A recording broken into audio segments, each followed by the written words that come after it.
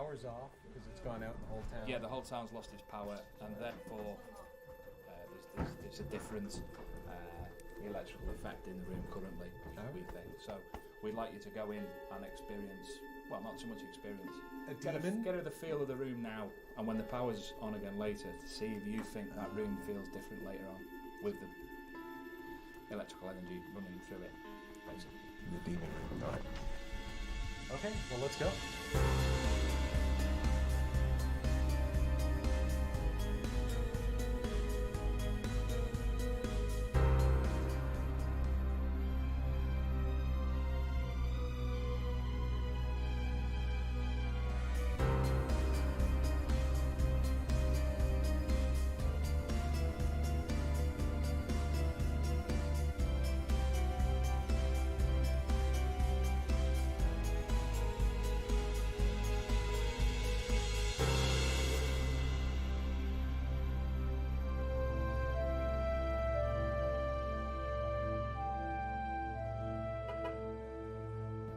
So the White Hart Hotel. Ghosts, possessions, demons. Monks, little girls with candles. I hear there's even a Jack the Ripper connection. Yeah, there's also a pedophile that possesses you. You sure you want to go in? Sure. Possession by pedophile? Yeah. Just once. Couldn't we get possession by Playboy Bunny? You want to be a female with really big boobs? Ah, to dream. Awkward. You said it. Wow, this must be the room. Dining room. The dining room. Shall I knock or shoot? Let's knock together. Hello? Mrs. Sadler's husband? Dave Sadler. Good evening, sir. Good evening, good evening. Holly, Dave. see you again. Yeah. Take care. The White Hart Hotel in Uttoxeter, England, is an historic property with myriad ghost stories associated with it. Holly and I were lucky to be working with our very good friends from the Unknown Phenomena Investigation Association. As they began their preparations for the evening with their usual thoroughness, she and I went downstairs to chat with Graham Ferguson, the manager of the hotel, about some of the more interesting paranormal stories associated with the property. I've had experiences here at the White Hart ever since I've been here. I sit behind reception, and out the corner of your eye you just see what looks like a child running up the stairs, and you go to him. Where are you going? You're not meant to be up there, and realise there's absolutely nothing there. He's also got a distinct smell to him, of Play-Doh smell. So if he's around and he's playing, you can smell the Play-Doh. No one can ever explain why we get that smell. Upstairs in the area that's known as the torture chamber, there's been reported sightings of blood on the shower curtain. So you go up and you check the room, and there's not anything anywhere on the shower curtain, nothing that you could say, well, perhaps that's what they've thought is blood. They're totally clean. You go back down to the guest and go, are you sure you've seen blood on the shower curtain? He says, yeah, it's all over it. So you take the guest back up and say, can you show me where? There's nothing on them. Along with the many areas of the hotel that had reports of ghosts, there was also a room that had alleged manifestations of what Graham ominously referred to as demonic activity.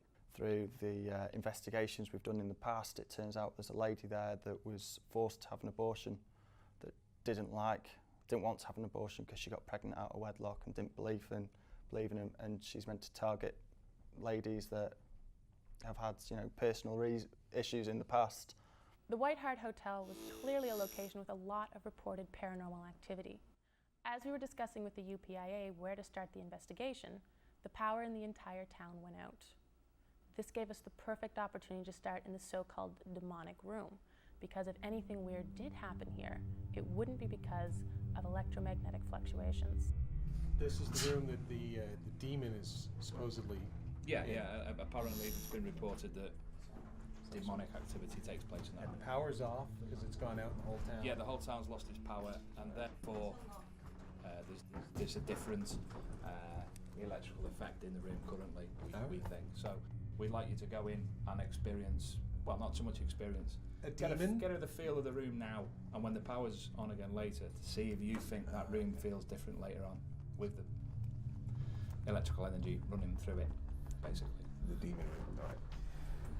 Okay, well, let's go. This one. Yeah. Yeah, that would be the one.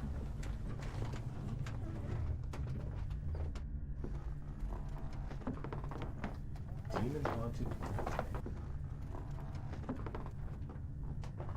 How do you feel? Where's the hot spot supposed to be? Where's the place you're supposed to stand? Do you have any, like, anything? Nope.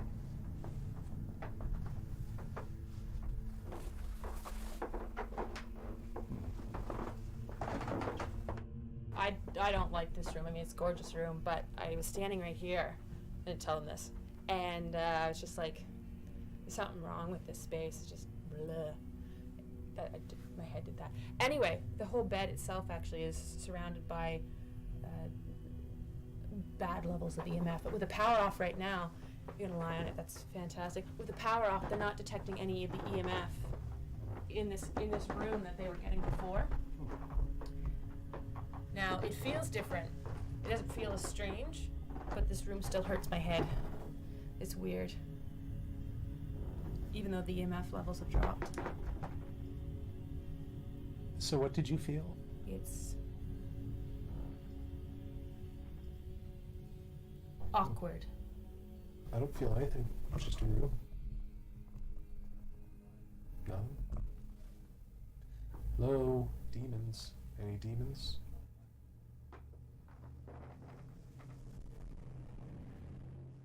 I was pretty sure that there were no demons in the demon room, at least not while we were there. So we decided to move to another room where there had been reports of paranormal activity and where Steve and Dave from the UPIA had set up a little experiment with their EMF meters. It's you, man.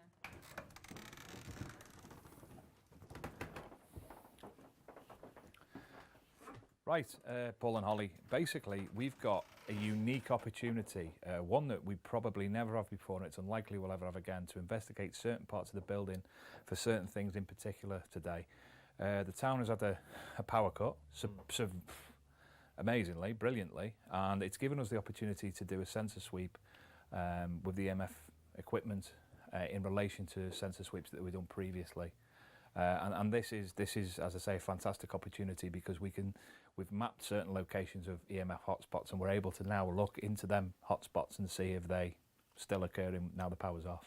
And the power's off. It's not even, it looks dark in here, but it's actually still daylight out there. It's daylight, and all the shops and premises locally within quite a wide area there's been a substation gone down and all the power's gone locally. All right, well, let's take advantage of this opportunity. Let's start with the bed.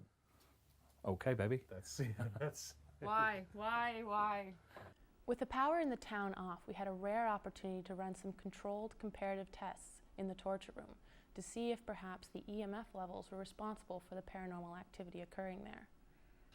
Currently we've got a high EMF, as you can hear. The Gauss meter is registering 4 on the scale. sounds like Daleks. If I try and give it a bit of a rub, etc., etc., it should. That's my hand that I've just discharged with. Yeah. Go higher. Does that go higher? And it should be going lower.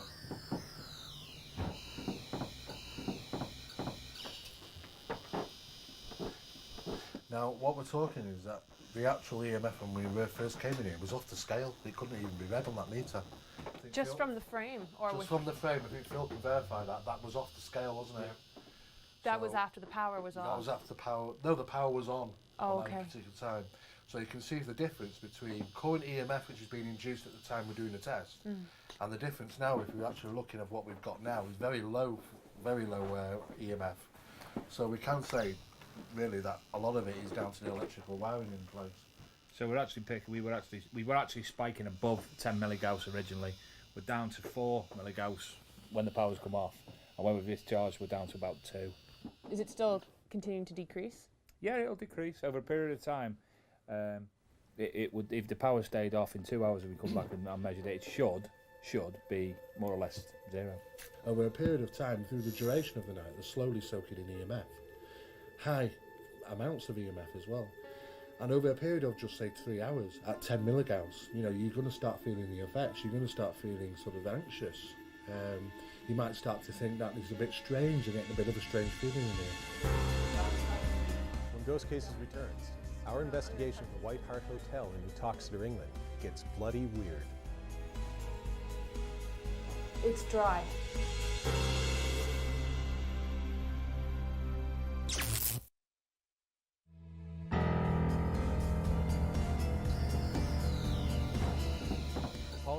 continue our investigation, strange things start to happen in the White Hart Hotel.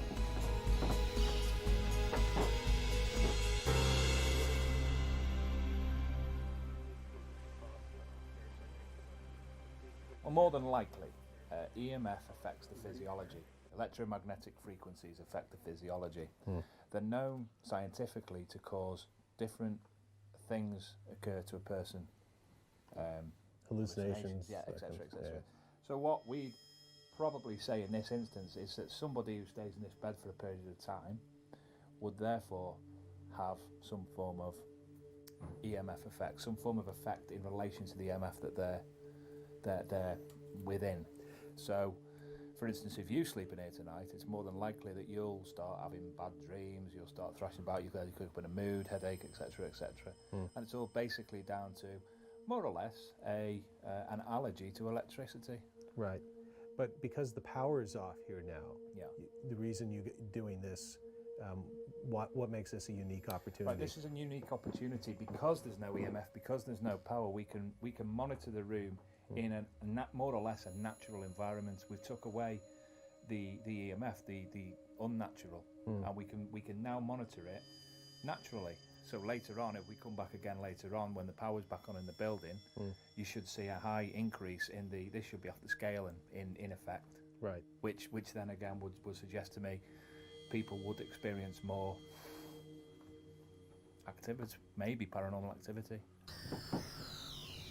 We took some final EMF readings in the torch room and found that they were the same as the ones we'd previously recorded. Yeah, it's too sensitive for we put one at the side, so if you just drop it off. I then headed down to the demon room to check on the trigger items that the UPIA had set up to see if perhaps something paranormal had interacted with them. Our client is believing that there's demonic activity in this room. We've left a Bible on the bed.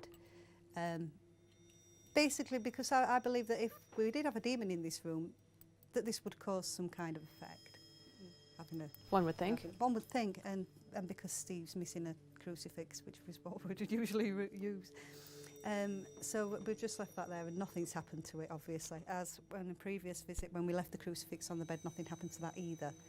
I would have thought if there were a demon in here, that by now we would have got a bit fed up. Reacted to it somehow. Yeah. Instead, I guess all we're finding is the same EMF reading. We're just finding this EMF, which is producing the symptoms that Graham's claiming are caused by the demon. Interesting. After we had finished our uneventful sweep with the EMF meters and our check of the trigger items in the so-called demon room, we got a call from Dave Sadler to come down to the kitchen, where something interesting had happened. Okay, this is the upstairs kitchen.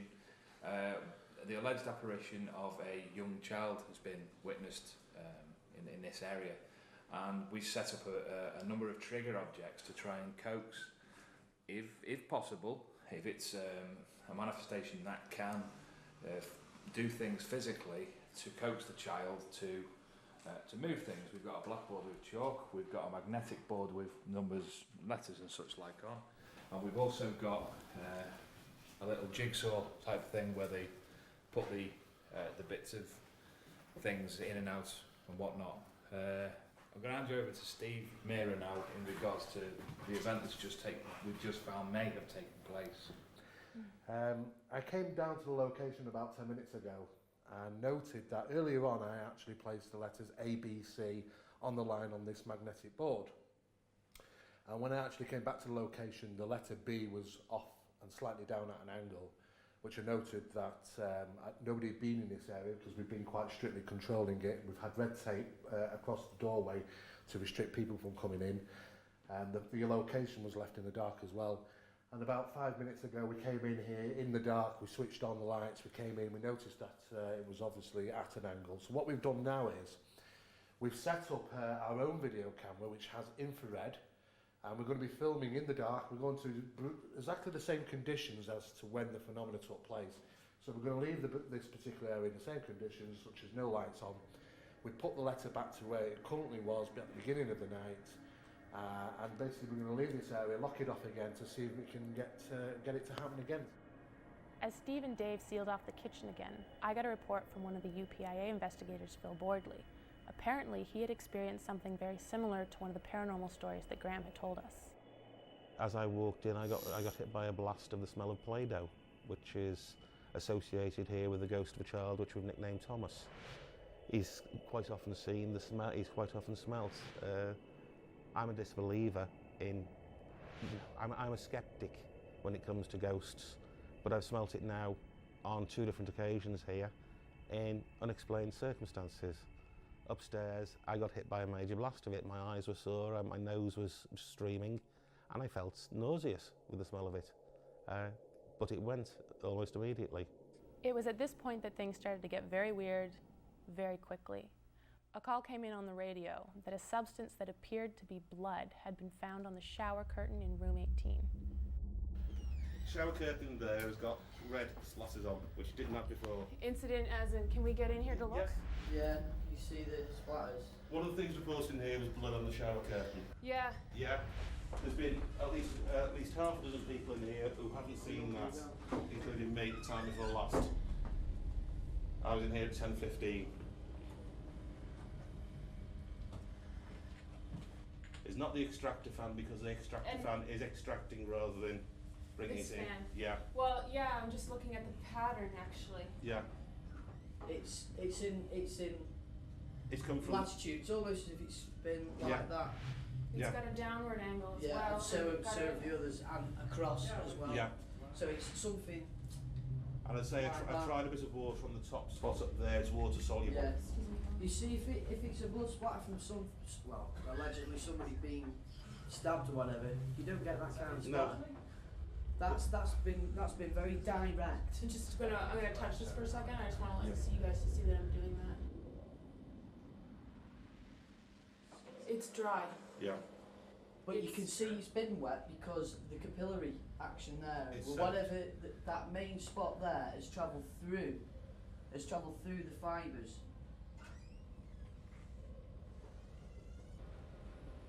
It's hardened and it won't break up again. Initial thought was, it's too profound to have just happened at that time. But then, nevertheless, we have to actually look at that and disprove the fact that it is blood. At this stage, it's far too early to actually say it is, to conclude it is. Our pre-conclusion is that it's some type of liquid which is dried on the top of the shower curtain.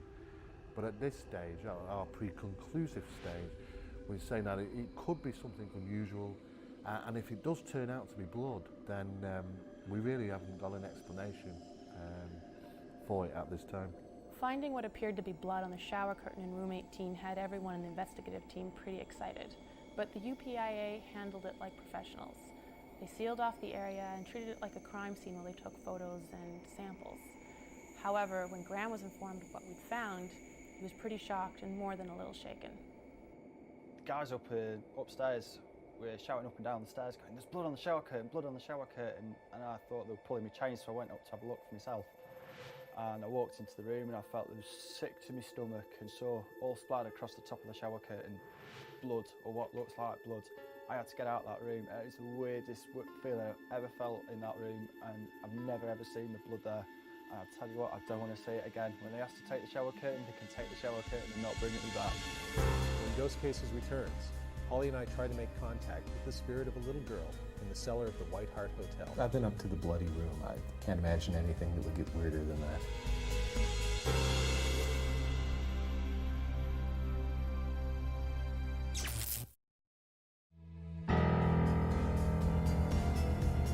As our investigation continues, Holly and I try to make contact with the spirit of a little girl in the cellar of the White Hart Hotel.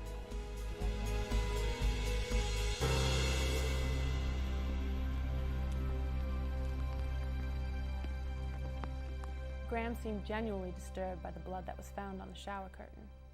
We sat down to chat, and at this point he told me that the cellar of the hotel was also haunted, this time by the ghost of a little girl from the late 19th century who had been seen by a number of people. He and I headed downstairs to see if we could make contact with the little girl's spirit, but just as we were about to begin, Paul wandered in. Okay, so we've got our oh. Ow. Nice. Paul? That's it. Do you have a teddy bear? I do. I thought I'd come down and join you guys. Okay, well, we're just about to get started here. We're trying to recreate a scenario that happened with Graham when he was down here before, with objects being thrown at him and... That's why I brought the teddy bear, isn't it? I was up with the UPIA guys, but one of them told me that it was a kid that's down here, right?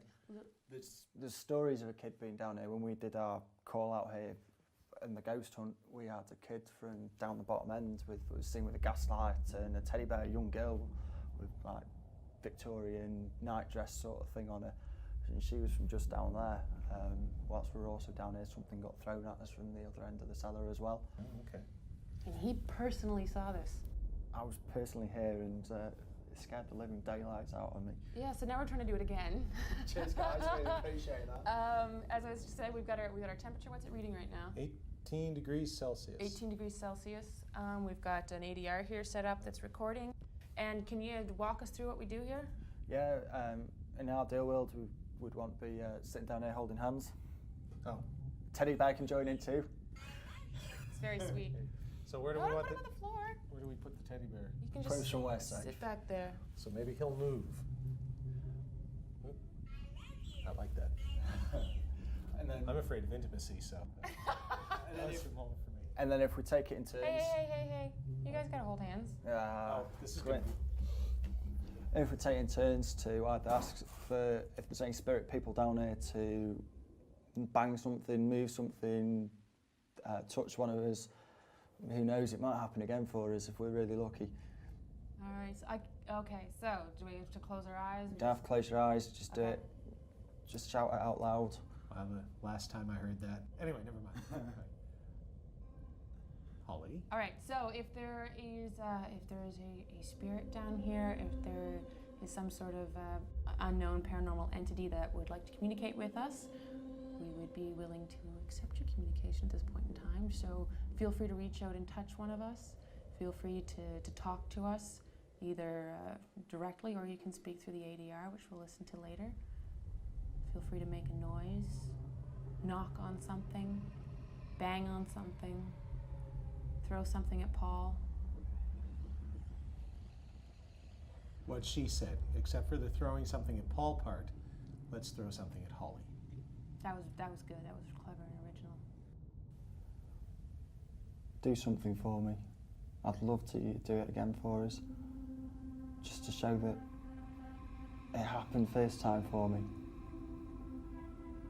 How many people were down here with you the There was first time? a group of about 10 of us last time, but we were all holding hands again, Right. like we are now. Touch one of us. Touch the cameraman. Bang a beer barrel. Do anything for us just to show us you're here. Feel free to interact whatever way you feel appropriate.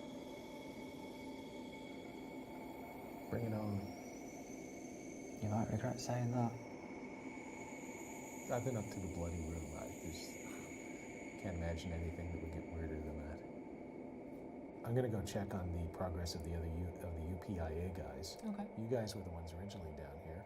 Maybe you've seen it, you believe it, and you've always struck me as slightly more open-minded than I am. I keep reminding you that. Yeah. So I'll leave you two guys here, and maybe without my sort of dark, forbidding, skeptical presence, if there is something, give it another 10 minutes, see what happens. Graham and I spent about another half hour in the cellar, but nothing seemed to happen, so we headed upstairs to rejoin Paul and the UPIA, who'd begun packing up. It wasn't until later that we discovered my audio recorder had picked up an eerie, childlike voice as I was leaving the basement. And we're back upstairs now.